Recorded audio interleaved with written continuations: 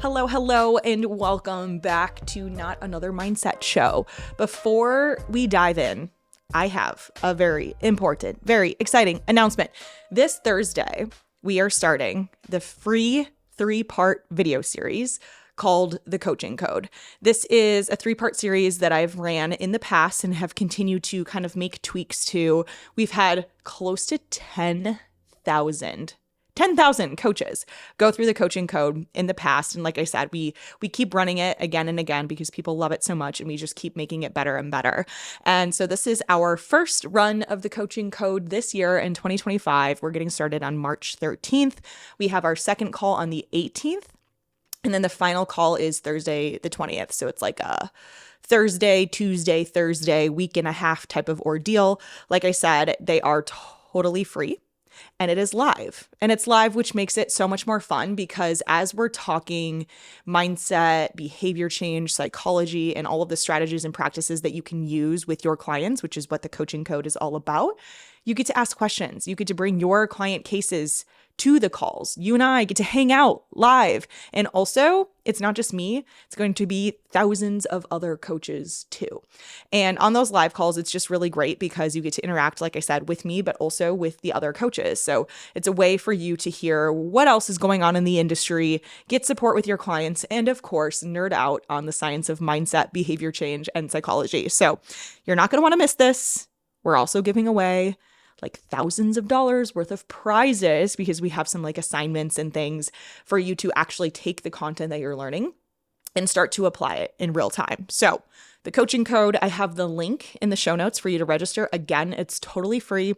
If you're listening to this past the first call, so past March 13th, no big deal. You can catch up on the recordings. You can join us live for the other calls. If you miss all of them, that's okay. You can catch the recording still. Just get in there as soon as you can and join us inside the coaching code. And today, in today's episode, I'm going to give you a rundown on a framework. This is a framework that I've used for years now, honestly. And I developed it as sort of a way to simplify a lot of what I've learned, both inside my PhD, just kind of perusing what I know about behavior change and pulling out the specific things that are important for coaches when they're working with their clients. And then also the decade that I've been coaching inside the coaching industry, like just coaching myself, working with clients over the years, and pulled that all together to create this framework. And it is called the GROW model. I use it inside HMCC. It's kind of how HMCC, the Health Mindset Coaching Certification, is structured. It's also what has driven the structure of my coaching and the coaching inside my own coaching business for years. So I'm going to run through that framework with you. And also inside the coaching code, that free 3-part training series I was mentioning, I also talk about the GROW model in there. We kind of go into more depth with each of the pillars inside of the model in the coaching code. So today I'm going to kind of lay the foundation and kind of get you started with explaining each of the 4 pillars of the GROW model and then giving you a specific tool that you can use with your clients with each one of those pillars.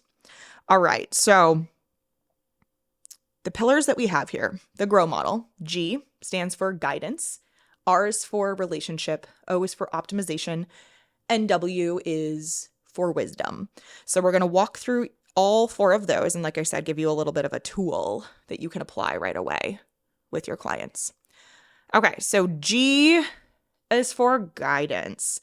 And this is I was going to say, is this the most important one? No, they're all equally important. That's why they're all part of the framework. But this is such it really is like a guiding principle. Guidance is the guiding principle, or should be, inside of your coaching practices.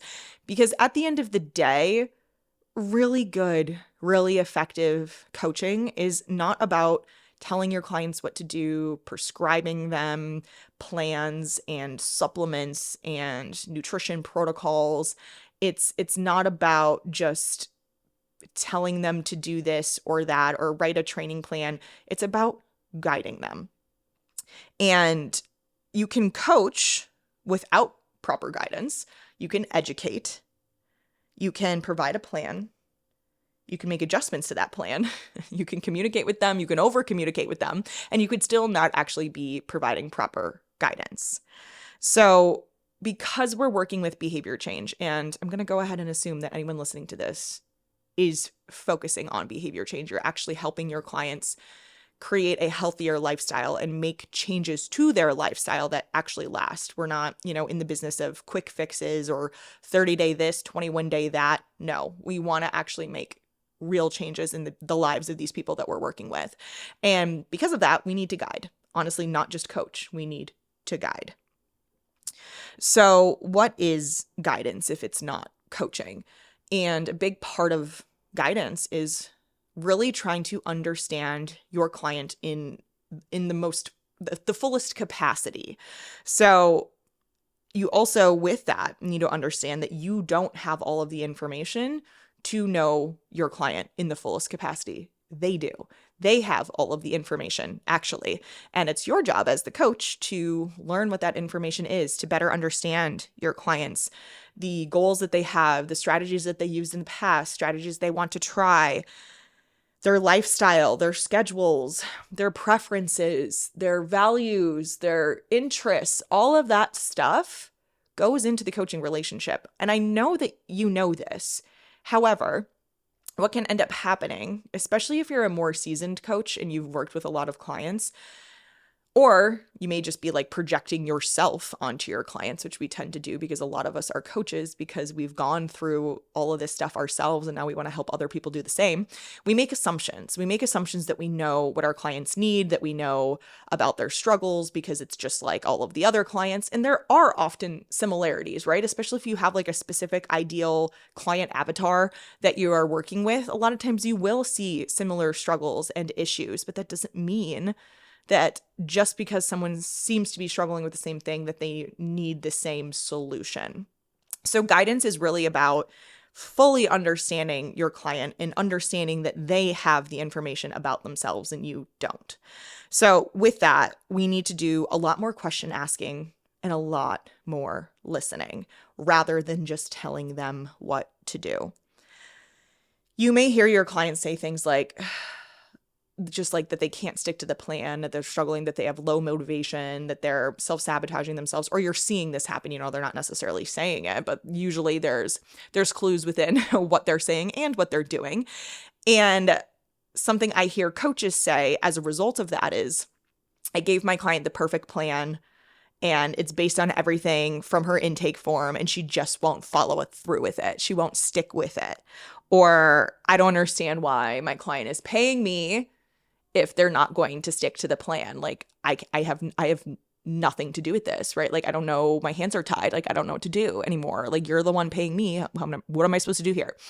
And this is such a common frustration in the coaching industry. And it really sucks because it's coaches who really, really care and really want to help their clients that often end up in these positions, like unable to help, and then they get frustrated and then they feel like a bad coach, and then maybe they even stop coaching altogether, which I've definitely seen happen before.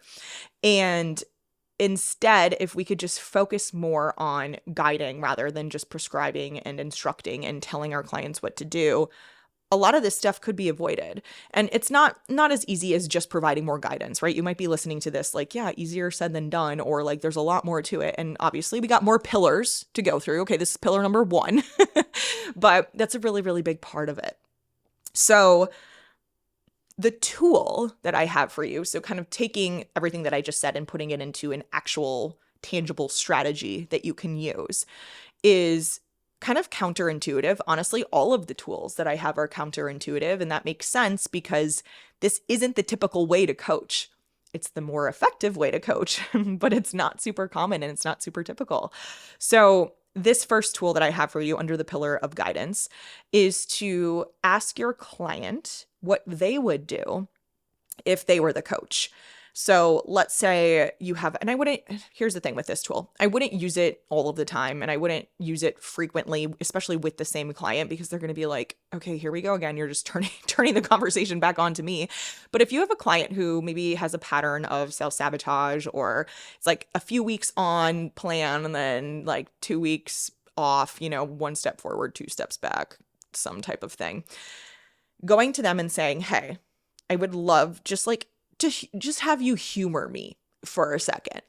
If we swapped roles and you were now the coach in this situation and you're looking at the check-ins from the client, what do you think you would say to yourself as the client? What would that look like? What would you say? And again, counterintuitive, right? Because you're the coach. So ultimately, shouldn't you have the answers? But this plays into the idea that your client probably has more answers than you realize or they realize. And so it's a matter of kind of like getting that out of them, you know? So with that, I've tried this so many times with my own clients, and it's always been, number one, different depending on the person. Remember, everybody is different, even if the struggle is the same. And number two, has been so insightful. So even if the client comes back and says, if I was the coach in this situation, I would probably create something more lenient and more flexible and would make it so on the weekends I wouldn't have to worry so much. And it's like, whoa. Okay, like let's talk about that. Let's talk about what that could look like. You may get some pushback from clients and they'll say something like, oh, but you're the coach. Like, I don't know. That's why I'm stuck in this situation, is because I don't know what to do. And I hired you because I need your help. And this is where you can share, like, yes, absolutely, I'm here for you. However, again, I would really, really love to hear what comes up for you when I ask this question beyond like the fact that you're not a coach. Just anything and everything that applies in this situation. And really, really try to get some semblance of an answer from them, because there's usually something there. There's usually something there that you can work with. And it just kind of gets them thinking about like your position as the coach too.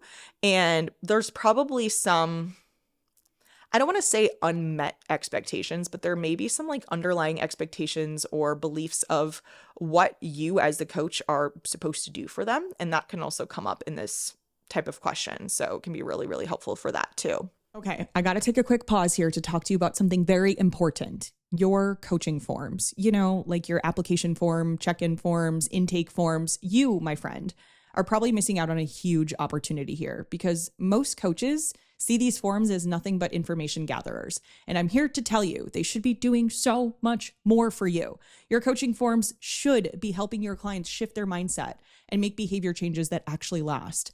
And your forms really do have the power to do that. And I want to show you exactly how inside my recently updated and upgraded DIY workshop mini series, Transform Your Forms. This DIY program is a short series of video trainings from me where you'll learn exactly how to use the science of mindset and behavior change in your coaching forms.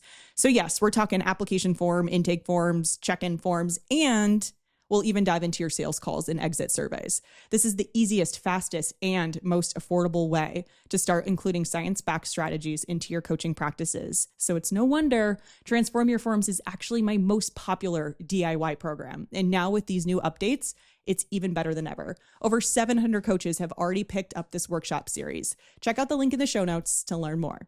Okay. The next pillar of the GROW model is R, which is for relationship. I think we all understand, and especially if you're listening to this podcast, you understand that the relationship that you have with your clients is so, so, so crucial. And ultimately, at the end of the day, if you want a client to listen to you, I don't really like saying that, because kind of again puts you in this like authoritative role where you're telling your clients what to do and they just need to listen to you, which doesn't really work that well. Like, it just doesn't, especially again, if we're talking about behavior change and like lifestyle modification. And we really need a client to trust us, and we need to have a connection with our clients if we want them to really hear us out. In fact, I kind of have like an interesting example that just popped into my head. It's sort of like a parallel example, but I have historically for the last honestly 4 years struggled with my skin. I'm like, hopefully I look all right on camera currently for those of you watching on YouTube. But ever since getting off of hormonal birth control, my skin's just been super erratic. Acne popping up when I don't understand why or how, and then it'll go away and then it'll come back. And it's just been super frustrating. And recently found someone in Austin who is like an acne and skincare specialist, and went and had an appointment with her. And one of my other friends also was seeing her. And we're just talking about our experience and how she made us feel like really heard and cared for. And that made us so excited. And my friend was saying that she went to a different skincare specialist a while ago who kind of felt like she was offering the same type of service, the same type of products, same type of like location. Like everything was pretty similar, except for the fact that this girl just didn't come off as very trustworthy. Like she didn't fully know everything that she was talking about, didn't really feel like she took the time to get to know my friend when she did go in for the consultation, and like didn't spend a lot of time like asking the right questions. And so my friend was like, the difference between these two interactions was so significant that I'm going with this other girl, even though this other girl is like 3 times the price, because she doesn't trust the first girl, because that person did not take the time to build trust and to build a connection.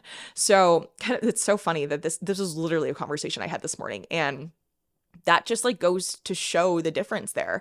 In fact, like another interesting example, kind of like on the along the lines of charging more too. I hired a new ads manager at the beginning of last year.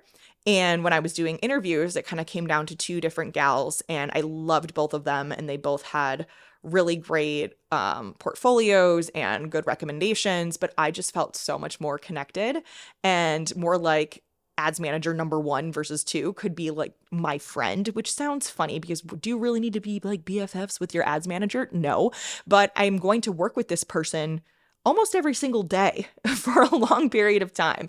And I'm also investing a lot of money to get this person into my business, to learn my business, to go through these launches with me and all the things. Like I want it to be a really great cohesive relationship from the get-go so they can just continue to blossom and get easier, and also want that person to fit the culture and fit with everybody else on my team. So ads manager number 1 cost double of what ads manager number 2 cost, just like their monthly retainers, right? And I went with ads manager number 1 for all of those other reasons. It didn't even really come down to skills and deliverables in that case. So just like something to think about there, especially for those of you who are maybe struggling to like charge what you feel like your services are worth and all of that ultimately, if you can develop trust and a connection and your clients really feel like you have the solution for them, then the difference in $100 per month isn't going to be one. Like there isn't going to be a difference. So with that said, working with clients, they can feel like they are kind of being watched, and they are being careful with what they're doing because they want to impress you. They don't want to let you down. If they have a bad week, they may not check in with you. They may be dreading check-ins when they do have a bad week, but none of those things should be happening if you have developed this foundation of connection and trust through the relationship that you have with your clients. They should be excited to check in with you. They should be looking forward to filling out their check-in forms and having a conversation with you, even if they had the worst week ever. They should be looking forward to finding solutions with you and sharing with you what happened, even though it was a not so great week, because they know that you're going to be able to support them. They know that they have this connection and trust with you. We don't ultimately, though, want our clients to feel super dependent on us. And I think that that's where coaches find this to be tricky, because, okay, well, if I'm going to become like very close with my clients, I also don't want them to be like blowing up my phone all the time or feeling super dependent on me. Like they need to ask me questions all of the time because they do feel so connected and comfortable with me. And of course, yes, there is a line there, but we have to remember that humans are social creatures. Like this dates back to like being in tribes, being in small, tight-knit communities, like hundreds and hundreds of years ago. If we didn't have that, we would not survive. If you were off in your own in the wilderness, you would not survive. If you had your community, your tribe, whatever, your group, your family, you would be much more likely to survive. And that's still very much ingrained in just how we operate. So we really need this. We need social connection. We need that trust and support. And especially inside the coaching relationship where things can be pretty vulnerable and our clients can be really concerned about how they're looking, how they're feeling. And like really run down on all of the different things that they've tried. Like it's such a vulnerable position to be in as a client a lot of the time. So when clients feel like they're connected to us, they trust us, they can be more open with us. And if they can be more open with us in sharing their struggles and asking for help, they will feel more confident in their abilities to come to you. And if they can come to you with questions and they can come to you sharing their struggles, then you can actually support them with those things, which I know you all want to do. And once you can support them with those things, they're obviously more likely to adhere to the plan. And if they're more likely to adhere to the plan, they're more likely to be successful. And you can see where this all just stems from them even feeling like they can trust you and are connected with you in the first place. And I see this a lot too, like how many times we've had clients join the team and have worked with coaches in the past, or maybe like recently came from a coaching experience, or even still with a coach and like finishing out the contract. And they're already shopping around, not because they didn't see results, not because they didn't learn anything, but because they don't feel connected to their coach. So it can literally mean everything. So the tool that I have for you here is to make sure that in your check-in form process, whatever your process is, because we all need structure inside the coaching relationship, right? Like it can't just be like willy-nilly conversations all the time. There's like typically like a standard date time that you check in with each individual person. So how can we bring the relationship and connection piece into this more structured framework? And adding questions to your check-in forms or conversations that just ask about their lives, ask about what's going on with them. Be sure to touch on things that they've shared with you about their lives or things that they're struggling with outside of just food and exercise. Make it really clear that you care about them beyond just like a number on your spreadsheet, right? Because people do worry about that and they're valid in their concerns. And I know that you listening to this right now really do care about each and every one of your clients. And the goal should be to make them feel like they are your only client. So how can you do that? Ask more questions, have like standard questions that you ask about other things that are going on in their lives, so you have the ability to then respond to those things and actually connect with them on those deeper levels. Okay. And the next pillar of the GROW model is optimization. We are in the business of prevention and optimization, and we have really, really, really cool jobs because of that. You know, compared to the traditional Western medical model that is just all about treating negative symptoms and disease. You go to a doctor when you are already feeling unhealthy in hopes to get back on track to a healthier version, right? But what we get to do is work with people most of the time, especially if we're talking about like lifestyle modification, weight loss, things like that. Some people do have like negative symptoms going on, or maybe you're someone who helps clients who are dealing with like a PCOS diagnosis or something like that as well. Like obviously those more medical type concerns still play a role in the health and fitness coaching space. But for the most part, even with that, we're still in this prevention and optimization land. And it's such a cool land to live in because we get to show people how good they're really supposed to feel. And it's not just striving for this idea of healthy that is really just a lack of negative symptoms. We get to bring them to that next level of optimal health and really, really, truly feeling their best. So in order to do this, though, and to really focus on optimization, we need to stop focusing on fixing and picking out weaknesses in our clients. Because again, that's kind of like, that's the standard of care for the most part in the Western medical model. It's like, well, what are you doing wrong? How do we fix these issues? There's like something wrong with you, yada, yada, yada. And instead, we should be focusing on strengths. We should be focusing on what our clients are already doing well, what strengths they already have within them that we can pull out and apply to the coaching relationship, to the practices and the healthy habits that we're trying to instill in their lifestyles. And this also goes beyond just like nutrition and exercise, but we're also talking about bringing in people's values, their mindset, their expectations, their life purpose. Like, I know that sounds like pretty intense, but it's the truth. And I know how, like, raise your hand if, hopefully not if you're driving, but raise your hand if you've ever, as a nutrition and fitness coach, felt like a life coach. And that's because all of this stuff is so interconnected. And how many times have you heard clients say that now that they're working on their nutrition and exercise, it's bleeding over into other areas of their lives? Like, we have a really cool, but really truly, we're responsible for so much stuff. Like, it's cool, but we're also responsible. And that's a beautiful thing. So the tool I have for you guys here when it comes to optimization is to ask your clients when they're struggling to adhere to the plan or stick to a new habit or behavior, ask them what the good stuff that is coming from their current less optimal lifestyle, less healthy habits or behaviors that they have.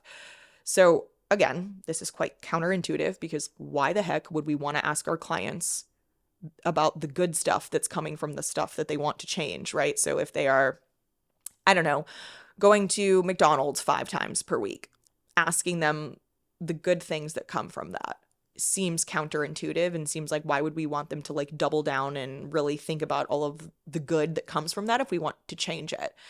But what's great about this is it's typically already talked about, right? Like, the goal is probably to reduce the McDonald's consumption and eat healthier, right? That's why they're working with you. But if we ask them to really, for the sake of really understanding better, can you tell me a little bit more as to how going through the drive-through really does like support you through the week or makes your week better? Like, can you tell me more about this? Like, I would love to better understand this. And typically they'll come back and say, oh, I don't know, it's cheap, it's quick, I spend more time with my family if I can just like bring dinner home, all of those things. But as they are describing all of the good things, more often than not, they then backtrack and start to say things like, but that doesn't mean there aren't other ways to do this. Or just because it's easy and cheap doesn't mean that that is the best option for me. And I know that, and it is still something that I want to change. So like I said, more often than not, as they're describing the good things, they will start talking in this way. I say it's called change talk. They'll start providing change talk into the conversation, essentially, and start going the other direction with it. And then that's where you can kind of like grasp what they're saying and continue to have the conversation about it. So, oh, okay, well, tell me a little bit more. Is anything coming up for you of like how we could do something differently that is also relatively quick and relatively cheap and relatively easy? Is there any other options? Like, oh, I don't know. Like, I guess I could, get groceries delivered and we could cook at home together. So it could be like a family thing. Do you see what I'm doing here? Like, I'm, again, asking them to arrive at this conclusion and also start to develop solutions on their own. And it's just through, again, guidance, guiding questions, and ultimately helping them optimize on their own rather than you doing it for them. All right, the final pillar of the GROW model is wisdom. And I did talk about this a little bit. They all kind of work together, but to no surprise, right? That would only make sense if all the pillars work together for the model. But with wisdom, I say wisdom, but with a big fat asterisk, because it's wisdom without being a know-it-all. You want a wisdom without assumptions. There's a lot of directions we could go here, but same idea that you are the expert on nutrition, exercise, whatever your specific niche is, you are the expert on that, and that is why clients came to you. But that does not mean you are the expert on your client's life, and you need to remember that. We also, again, want to watch our assumptions. Something that I say to students inside the health mindset coaching certification all the time is this idea of like sitting on your hands. So if a client is struggling to adhere to the plan, they're self-sabotaging, all or nothing thinking, all of these things that get in the way of them actually making these changes and seeing the results that they're looking for. If that is happening, we are so quick to want to fix the situation. It's actually called the writing reflex. This is something I talked about inside the motivational interviewing episode. So we have this reflex to like make things right. So instead, I would encourage you to first sit on your hands and try to ask a question. Try to learn more, try to better understand the situation before just immediately providing solutions and trying to fix what's going on. That is going to be so much more effective when it comes to behavior change. You're supporting autonomy, you're supporting a growth mindset, so much good stuff when you sit on your hands first and ask, what they've tried in the past, what they may want to try this time, what's worked well, what hasn't worked well, what ideas they have before you immediately tell them. So the tool I have for you is to ask permission first. And this sounds weird, again, somewhat counterintuitive, because if you're the coach, obviously your clients are coming to you for answers, for solutions, for strategies, for ideas. And I'm not saying don't do those things, but I am saying there's some more steps, especially with these clients who have been struggling and have like these repeated patterns of struggle, is to, instead, again, of immediately providing solutions, ask permission. So this could sound something like, I have some ideas for you, some stuff that's worked for other clients in the past, but obviously everybody is unique, so I don't want to make assumptions. And I would love to hear what ideas you have first before I provide those ideas. So you can kind of like, okay, like I would like to get you involved, get your buy-in first before I provide anything else. Or you could straight up ask like, hey, I know everybody is different. I have some ideas for you. Would it be cool if I shared those ideas? It's possible they won't work for you or you won't like them, and that's okay. But are you up for that? And they say, yeah, of course. Again, kind of like getting that buy-in before you just start sharing everything with them. So that, my friends, wraps up the GROW model. Simple. G is for guidance, R is for relationship, O is for optimization, and W is for wisdom. Like I said, this is how HMCC is kind of like structured around this framework. It is how I've structured my coaching. I think at any time, if you are struggling to help a client thinking through those guidance, relationship, optimization, wisdom, see maybe what you could be doing differently or what could be inserted into the coaching that would support any of those pillars. Maybe one of those pillars you can see like very clearly. You might be thinking of a client right now as I'm speaking of like, yeah, the wisdom piece. Like I'm definitely really quick to just provide solutions and I'm not actually having a conversation first. Try it. Give it a go. And beyond that, I would love to see you inside the coaching code, where we're going to talk about all of these things and so much more over the course of 3 full trainings. So they're about an hour long in length. We start Thursday, March 13th. We have another training on Tuesday, the 18th, and then Thursday, the 20th. I'm like trying so hard to not mess up those dates in my head here. So don't forget to register. It's entirely free. That link is in the show notes to register. And yeah, I think that's all I have for you guys today. I hope this was helpful. I love sharing the GROW model. I use it all the time in presentations and speeches, guest talks, that sort of thing. Because it is, again, just like a very effective framework and easy way for you to like clearly see some but like little pieces of behavior change all kind of coming together in a simple model.